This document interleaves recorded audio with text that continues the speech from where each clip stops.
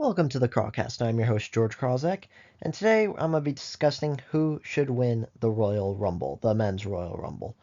So, first off, there have only been 10 announced entrances of recording of this video, and I've added an 11th one just because of who I think should probably win it.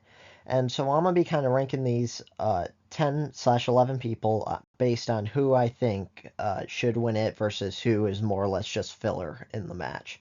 And if you like this type of content, make sure to hit that subscribe button like it owes you money. Now let's get started. So the first one is Shinsuke Nakamura.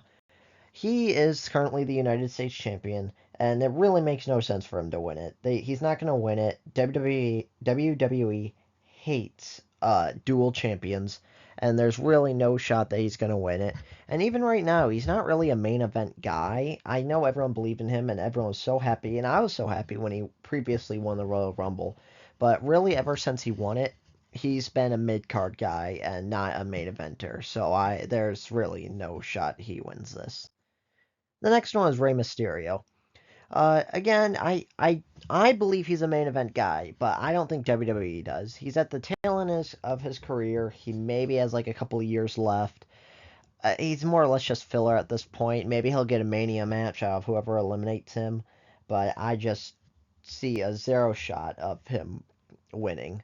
And it really sucks because it would be cool to see maybe Ray get another title run before he retires, but again, he's just a mid carder right now, and there's really no point of him main eventing anything. And number 9 is Sami Zayn.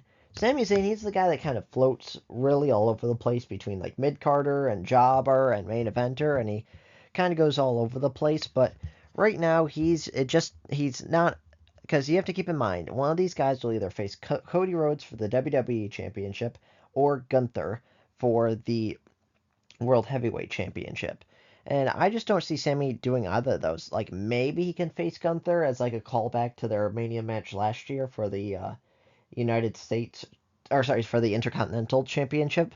But I just don't see that happening. I think there's too many better options for it. And like maybe if Kevin Owens loses earlier in the night, they can do something in the Royal Rumble. If Kevin Owens kind of comes back and tries to win the Rumble, but I really just don't see any shot of Sami Zayn. He's more or less just filler. At number 8, I have LA Knight.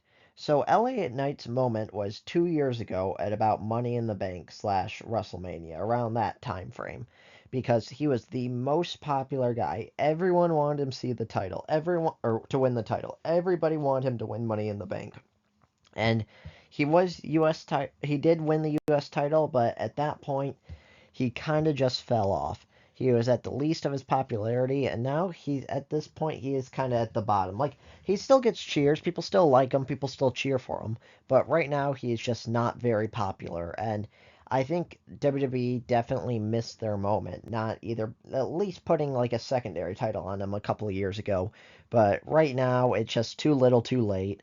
And again, he still gets cheers. It's just that it's really unfortunate for him because, again, he had his moment. And it feels like that happens a lot where there's people like kind of Daniel Bryan and other people where it's like WWE, or sorry, fans are cheering for this guy and WWE is saying, no, we do not like him. We do not want him. So right now, it's just not his time. And it unfortunately, it's kind of past. And I do feel bad for him because, again, I think he would have been a great champion during that time period a couple of years ago, but right now he's just not that guy. At number 7, I have Jey Uso. I will totally blame this one on me because here's the problem. I am totally biased against Jey Uso and I just don't see it. Here's my issue. During the pandemic, I stopped watching wrestling completely. There was a couple of year period there where it's just that wrestling with no fans kind of broke me a little bit, where even the best matches felt unwatchable. Nothing was good, nothing was felt coherent, and it's because no fans were there. And it just felt like I don't care if you have the greatest match of all time. The wrestling with no fans really ruins it. So there was a couple of year period where I stopped watching wrestling. And that was when Jey Uso got really hot, and Jey Uso became like a main eventer and was really good.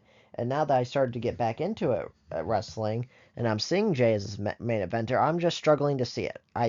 I struggle to look past him as a just a tag team guy. I know he's more than that now, but I just struggle to see him as more than just a tag team guy.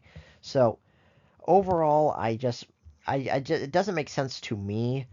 I get it that a lot of people like him, and he could be a main eventer. He has one of the worst spears that I've ever seen because I feel like you need to kind of be a bit like a bigger guy for a spear. But I just don't see it. Again, I know I missed all his good stuff, but that's just on me. I just don't see Jey Uso. At number 6, I have Seth Rollins. He is definitely still one of the top wrestlers in the company, but he kind of feels like he's one of those guys where it's like break glass in case of emergency, where it's like, hey, we need someone to have a great opponent and a great match. Just throw Seth Rollins in there. He's just not that top guy anymore. And I really like. I can see him facing Cody at Mania because I know they did their whole matches when Cody returned. Maybe that's a story there, but I really just can't see him facing Gunther. And I I definitely think he'll get a match with whoever eliminates him. Like I'm kind of thinking I can see a Seth Rollins Roman Reigns maybe feud, just because they've never really had a one-on-one match at Mania, so I can see that happening. Whereas other than that, I don't know. I think this will set up his Mania match because he doesn't really have a clear story going on or a clear opponent. And I think Punk and him would have been a good at Mania, but since they already did that on Raw, I don't see them doing it again at Mania.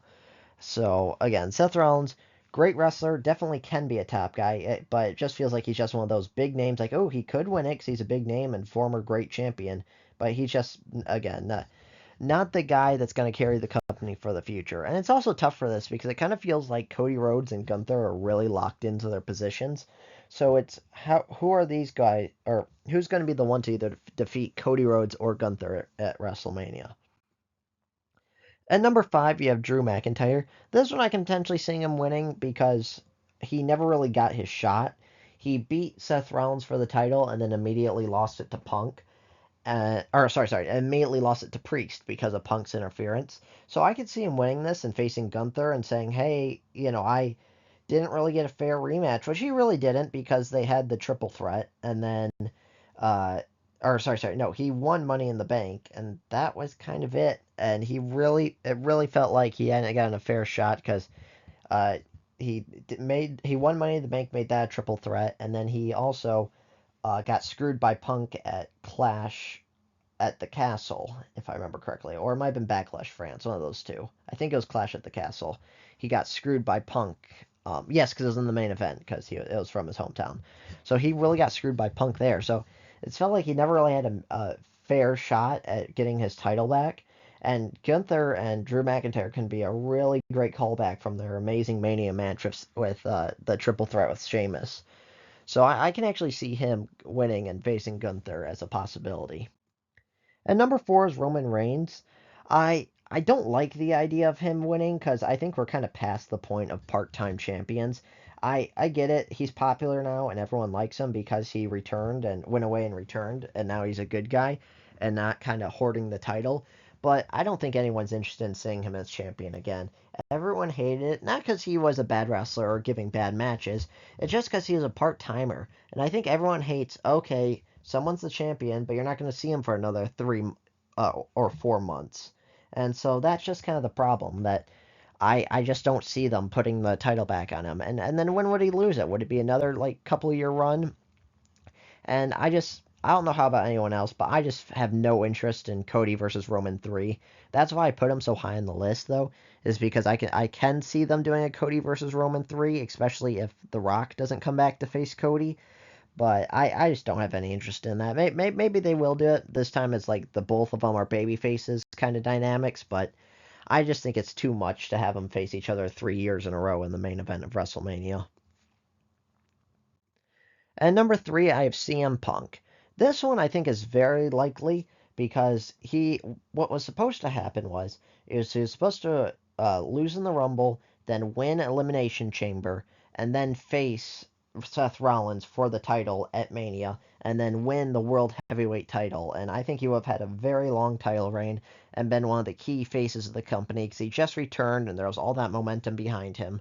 and then he got injured, and that scrapped everything. So I can totally see him winning and maybe defeating Gunther as saying like, hey, this was the original plan. We want him to be the champion, but things went sideways, so let's just do the same plan except for a year later. And so I can totally see him winning. Again, it's tough because Gunther is a really great wrestler, and so I don't know if they want to get off of Gunther as one of the champions, and but I can totally see Punk winning. It makes sense. To me, what makes a little bit more sense is maybe Punk and Cena if one eliminates the other, and then they do Punk and Cena against in Mania, because before Cena retires, they have to do Punk and Cena. No ifs, ands, or buts or questions about it. Punk and Cena have to happen. And why not happen at the biggest stage of them all? I get it, it won't be for a title, but it just makes sense to do Punk and Cena at Mania if neither of them win the Rumble. And number two, I have John Cena. This one, I think he can win the Rumble. I do have one slight issue with it. So, John Cena, before he retires, I think he's going to retire in December. He has two goals in mind. His main goal is to win either the WWE title or the World Heavyweight title and break Ric Flair's record, becoming a 17th time world champion. And then he has like a little secondary goal, which no one's really talked about, but it could be becoming a Intercontinental champion and becoming a Grand Slam champion. So I can see Cena winning the Rumble, and that would be a great WrestleMania moment where if he beats Cody Rhodes in the main event of WrestleMania to win the WWE Championship. But again, that is the biggest stage to make the biggest accomplishment. So it makes sense for Cena to win the Rumble that way. But the one thing that I keep harking back on a little bit is, but then what? Because if he retires in December. Okay, so we're planning out matches till December, and if you want to know what I think should happen, make sure to watch my video on how I'd book his retirement. But if we're watching matches till December and he wins the title in April, then what then? What do you do for the rest of the year? 'Cause it's like, okay, Cena's accomplished his goal. I get it, he'll defend the title, but he has to lose it by December. And I think it's a little bit too early. I think you kind of want to see a hero's journey of him really trying his hardest to win the title and failing, and then eventually overcoming it. Whereas if he just beats Cody and wins it immediately, then what then? And it's kind of like, okay, we're done with you. I get it, you're gonna defend the title, but we don't really have too much of a story from you because you're gonna be done in December. So I just think it'll be a bit of a mistake, or maybe he can go and lose to Cody at Mania, and that can help fuel him if he. But I think they should probably go with Punk and Cena at Mania. And then this is my number one. I get it. I think there's a almost 0% chance he's going to be in the Rumble, and I don't think he will be at Mania. But I have to pick The Rock and say The Rock. I think he should win it. It makes too much sense. I get it. They did all that build up, and now it seems like it's over. But The Rock coming in at number 30 and winning and facing Cody for the title. 100% I think he should lose at Mania and not end Cody's championship reign. There's a 0% shot he should win the WWE Championship over Cody Rhodes. But I think he should win the Rumble and set up a great match to main event WrestleMania of Cody. I think that would be a really cool idea and a really great match. Again, I don't think he'll do it because it seems like Rock's not interested in it. But um, who knows? But I think this would probably be the best course of action if like his scheduling and his issues weren't involved, where it was just like a plain slate pick anyone. I think The Rock would be the best idea. And he can even troll it like where it's like, let's just say you have all 30 entrances in and say like, make The Rock come out at 31 because he's the boss, or say, hey, there was originally supposed to be someone else at 30, but since Rock's the boss, he's just stealing the 30 spot. So the one thing I hope is that they don't announce a lot of the guys ahead of time, because I absolutely hate that. Because I get it, they're trying to sell tickets and they want people to say, "Oh, look, here's going to be in this match and this guy's going to be in this match. This is why you should watch it." But I want to keep that as limited as possible, because I remember 2 years ago it really ruined my entertainment. Where my favorite thing every single year is number 30, saying, "Ooh, what surprise entrant?" or "Who's going to be at 30? What's going on?" Because it's like the Rumble isn't necessarily a match in terms of like great wrestling or stuff. It's basically built on returns.